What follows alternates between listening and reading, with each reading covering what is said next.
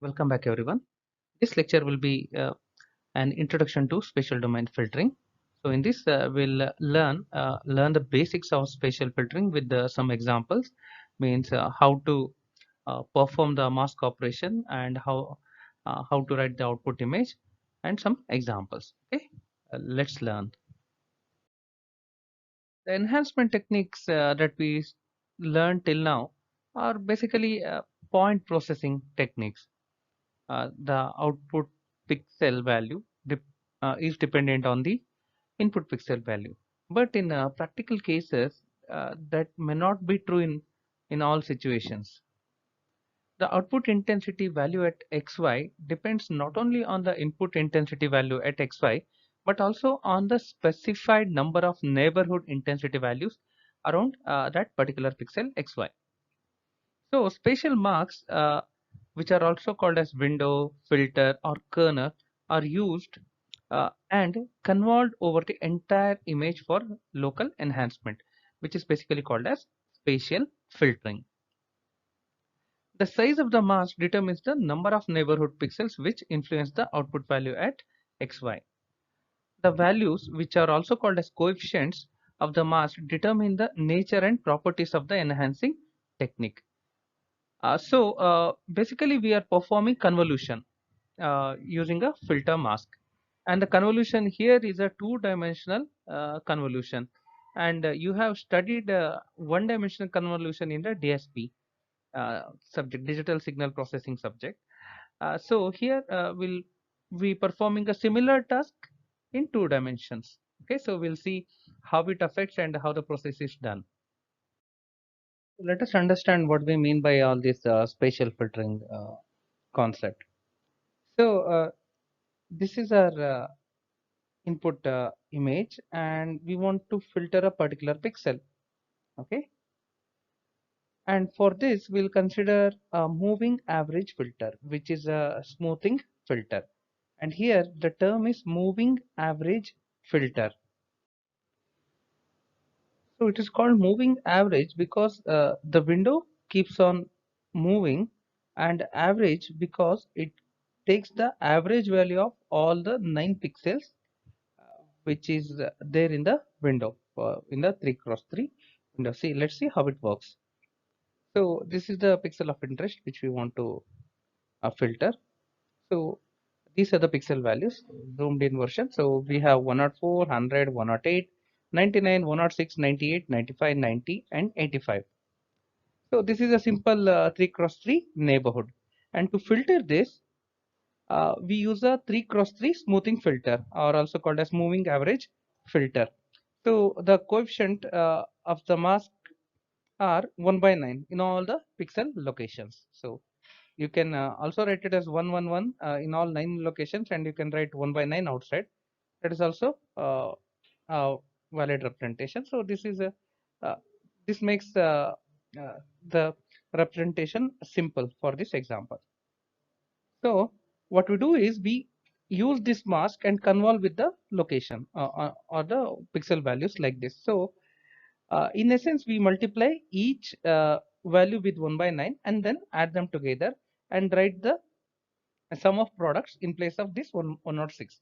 So that will be the filtered value for 106. Okay, so how to do it? So we'll begin by multiplying 106 into 1 by 9. That is the pixel of interest. So 1 by 9 into 106 plus 104 into 1 by 9 plus 1 by 9 into 100 plus 1 by 9 into 108 plus 1 by 9 into 99 plus 1 by 9 into 98 plus 1 by 9 into 95 plus 1 by 9 into 90 plus 1 by 9 into 85. If you add these values, you will get a result of 98.3333. So that you need to write in place of this 106 in the output image that you create.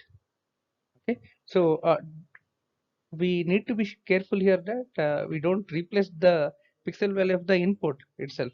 No, we'll not do that. We'll write it in another separate image file. Okay, so image file will be new for the output image. This is a moving average filter. That means after you filter this 106 value, you need to filter the next pixel. So you move this window to the next location and then do the same process, compute the average and then replace the center pixel with the average value and then move to the next pixel. So you move the window throughout the image, so that you cover all the pixel values. Okay, and then write the average value for each location. So this is how a uh, moving average filter works. uh, or basically all the spatial filtering techniques work in the same principle. Okay, only the filter mask values change. So the above is repeated for every pixel in the original image to generate the smoothened image. In order to understand that averaging moving average filter more thoroughly, so and the process of writing the output image, we'll consider this example. So we have a image like this with the zeros at the outside, and we have a core area with all pixel values as 90, and then again zero value here inside and 190 outside here like this. So this is our input image called as F, and in order to filter it, we use a kernel, 3 cross 3 kernel or mask like this, which is H, and the filter coefficients are 1111. Okay, this is the same moving average filter that we discussed in the previous example. Here this is a different representation, 1111, and we have written the 1 by 9 outside. You can also write it in like in the previous case, one and the same. Now we perform convolution. Okay, and the output after convolution is written in another image like this, which is called as G. Okay, so whatever result we get will be updated in this output image. That is how we do the problems also. So in order to filter this zero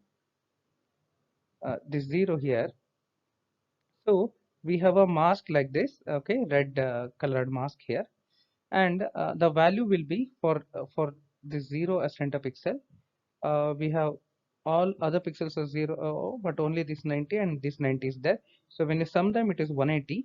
180 by 9 is 20. So the output will have the value of 20 like this. Okay, the output pixel value is 20. Now in order to filter the next pixel 0 like this, if you want to filter this 0, then you should move the window, you should move the window like this. Okay, this will be our uh, pixel value, where window 3 cross 3 window, where you will have three 90s and remaining zeros. Three 90s, if you add them, it will be 270. Okay, and to average them, you divide by 9, so the answer will be 30. Okay, so that 30 you are writing here. So you again, in order to filter any pixel like this, you consider a 3 cross 3 window around that pixel and add the all the pixel values and then divide by 9 and write the values whatever you get there in its location. And so for this 90, for this window, if you consider this 90 as center, the average will be 90 itself. So you are writing 90 here. Okay, because it's all 90 here. And the special case is when you consider this corner pixel. Okay, like this. So it has no neighbor values, right? So what you can do is you just assume them to be zeros. Okay, and then consider a window like this and take the average and write the pixel value. Okay, so that's it. That's how we do that for border pixel value. So this is how a typical spatial filtering technique works. And we can have different values for this filter, but the technique is essentially the same. Here we multiply each pixel value by 1 by 9 and then add together, right? So let's see other kind of masks. So the spatial filtering on the whole image is given by uh, first move the mask over the image at each location. Compute sum of product between mask coefficients and pixels inside sub image under the mask. Store the results at the corresponding pixels of the output image. And then move the mask to the next location and go to step 2 until all pixel locations have been used. So this is how we perform the filtering on the images. Examples of the mask. First one, 3 cross 3 moving average filter that we just saw the examples, and we can also have Sobel operators, this to detect the vertical line, and this operator to detect the horizontal line, and we can have a 3 cross 3 sharpening filter like this, where you have a high value in the center and negative value surrounding it. Okay, so this is a sharpening filter which brings out the difference between pixels. Okay, so we'll understand what do they mean and what we mean by this averaging or smoothing filter, and this Sobel or sharpening filters uh, are different from moving average filter, where we in average filter we basically reduce the difference between pixel values.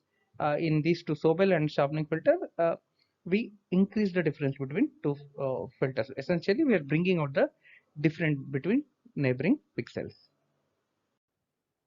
If you want to understand how this kernel works interactively, then this website, setosa.io /ev/image kernels, provides a great interactive tool for that. So this is developed by Victor Powell.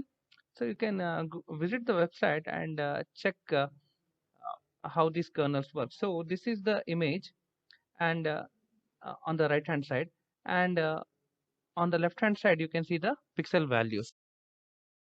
If you scroll down, uh, you get the option for sharpening kernel or blur or Sobel operator. So this is a horizontal line detector. So this is identity. So input is same as output. So let's see how this kernel affects the outcome. So here you can see I have chosen the identity filter or mask or kernel.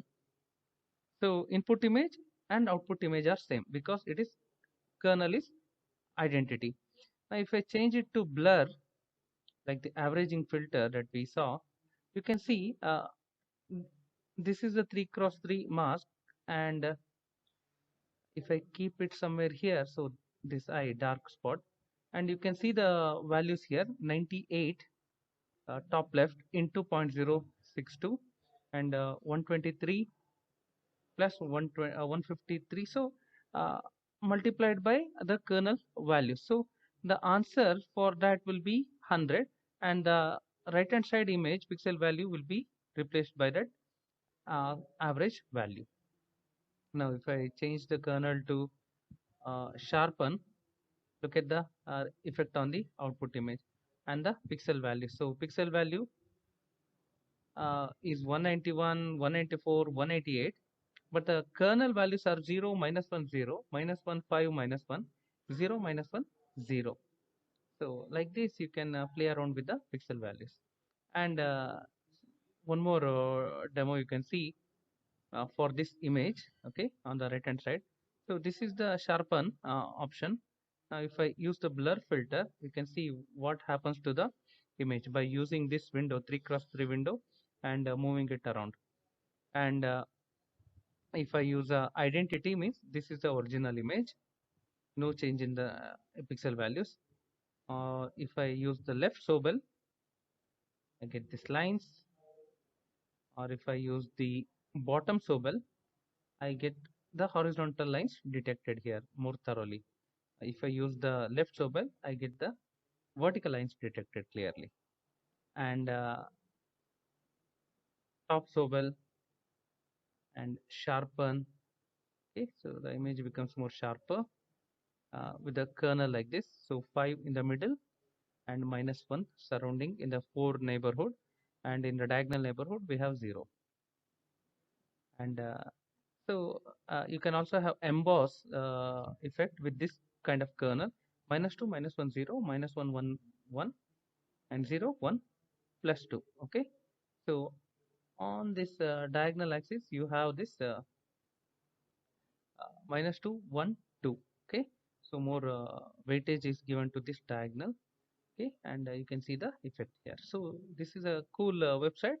I recommend you to visit this to understand how the filtering in spatial domain works. So in this lecture we have learned about basics of spatial domain filtering with some examples. In the next lecture we'll learn more about these spatial domain techniques by learning about smoothing and sharpening spatial domain filters. See you at the next lecture. Thank you.